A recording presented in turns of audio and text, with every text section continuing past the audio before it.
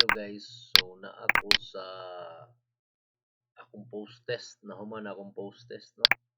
So ako nang na-answeran tanaw now ang inyong buhaton is i-finish attempt.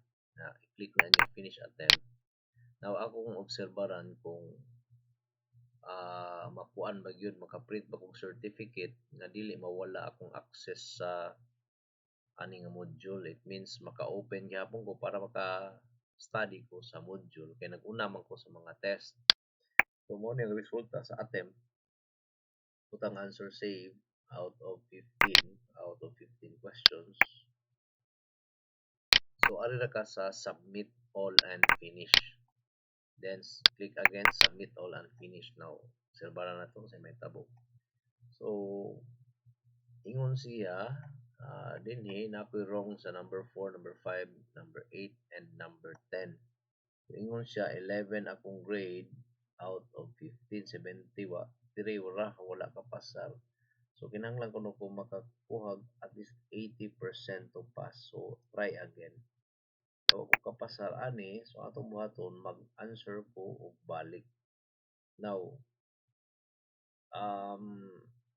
so iyang gipakita nga wrong ko na x sa number 4, number 5 and I think clickable siya. Let's say mo click og 4, dadon kas number 4 siguro incorrect. So ato i-try og answer. So na to this table shows the inflow and outflow of cash each month to make sure that there is enough cash for the business to operate. So wrong the letter C. So let's see cash availability siguro ang answer diyan, no? This shows the inflow and outflow. Ang inyo rang buhaton kay nakasuway man ko ani. Ang inyo rang buhaton kay wa kapasar. Studyhin ni. Diman isa ni. Diman ini ang mga correct answers, di ba? Check siya. So studyhi, then studyhi pod ang mga wrong nimo, then try og analyze kung asa gyud ang correct answers ana. Then i-attempt siya og answer again. So in my case ako sa studyhan ha. So let's see ako sa i-try ni pause ang tutorial. Okay, padayon ta ato siyang i-click ang finish review na adire dapita or na sa bottom. So atong i-finish review. Then see failed, receive a grade, failed siya. So atong buhaton ansira na kog balik. So ako i-re-attempt og quiz, no. Now assuming naka-study na ko, so ako ning answeran og balik, no. So shows the type soil land as well. So i-pause na akong video. So okay guys, ako nang na ansiran og balik and let's see kung makapasar pa. So ansiran na ako siya, no. Now tan-aw na to og makapasar ba siya. So ari ra ka sa finish attempt. Na to. Then aniha ngari ka sa submit all and finish. Submit all and finish. So nakoy 3 ka wrong. So 12 out of 15. So ang akong score is 12 out of 15, 80%. It means nakapasar ta, I think. So kapasar ta. Now ang atong buhaton ani ang wrong nato is kini show letter number 4 gyapon, wrong gyapon ko, number 5, 4, 5 o number 10. So mao ni ang wrong dinhi. So maura 3 na.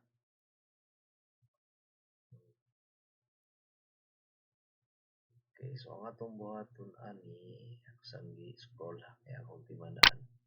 So kay nakapasar man siya, ano ka finish review. Pwede po ni sa bottom, no? Finish review. Now na po diri certificate of completion. It means pwede na ko mo claim. So ato sang i-finish review or pwede ko nag-certificate. Yes, you see. Now So now, di na ko mag-re-attempt. Okay na ko lang nga score. So, pwede ko mo proceed sa Certificate of Completion. Okay. Now, akong i-view certificate din eh. So, sa Module 3 pa ni ha, Module 3 pa ni na certificate. So, ang inyong buhaton, nga, wala mong iyon ninyo, nga tagaan mo certificate sa TESDA, na, so, inyo ni siyang i-download, na diri, na button diri, download. Now, so, completion, module akong i-rename og module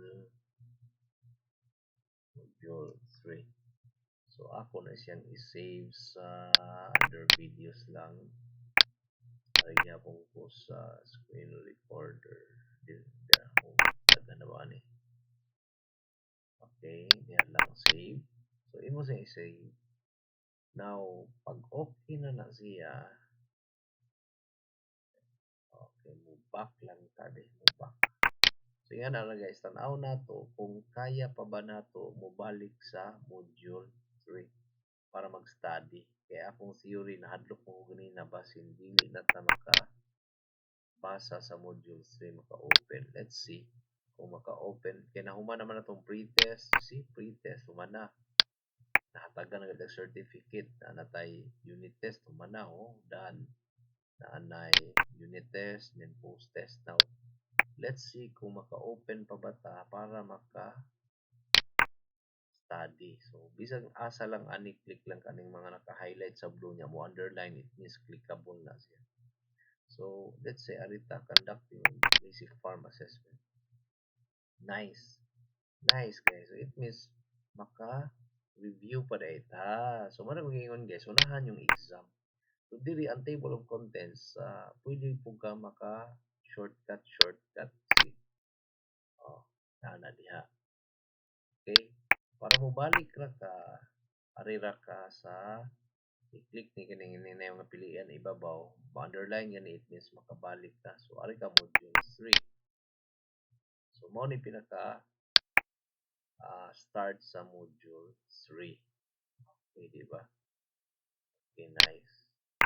Now, sa imong progress, na, gusto juga ari ka sa my courses or dashboard. Sa dashboard ka di maklik my courses. Now, let's see ato i-view ang module 3.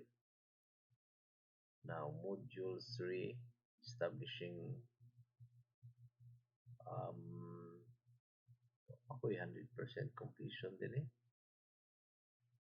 Hindi na ko makita. Okay, let's see arita sa courses. Balik ta. Then, arita balik sa agriculture, agro-entrepreneurship. So, module 3 man to, establishing farm production plan. See? Duda dyan ko kining itom din mo ningon nga wa pa ka na-enroll. So, mo click ta diri. Okay, so natas module 3. So, certified na ta aning module 3. See? Okay. Muna siya. So, nindot at least naka-experience na nga pwede di ay after sa exam tanan pwede unya ma-certify ka, pwede na ka maghihapon magbasa-basa o balik. Kaya man ang giingon nga ulhian na ang pagbasa, pag-study, unaha ang mga test or exam or quizzes. So, okay na ta guys. So, okay na ko sa module 3. I don't know why sa akong dashboard nga nung dili mo kita akong establishing farm production plan nga ng 25%. Now, ang so, ako i-confirm kaya nakabutang sa title ato anong 25%, it means ma-detect niya nga wa pag yun ay kahing basa. So, establishing the farm production plan. So, mao na timan nina nga title, establishing the farm production plan. Ubalik ta sa courses or dashboard dahil sa dashboard na nakalista tanan akong na-enroll, establishing farm production plan. You see, ang ingon siya 25% pa akong na-complete. So, dili maayo tanawon nga mo ingon si TESDA may ditso ra kag exam kay 25% pa imo na complete.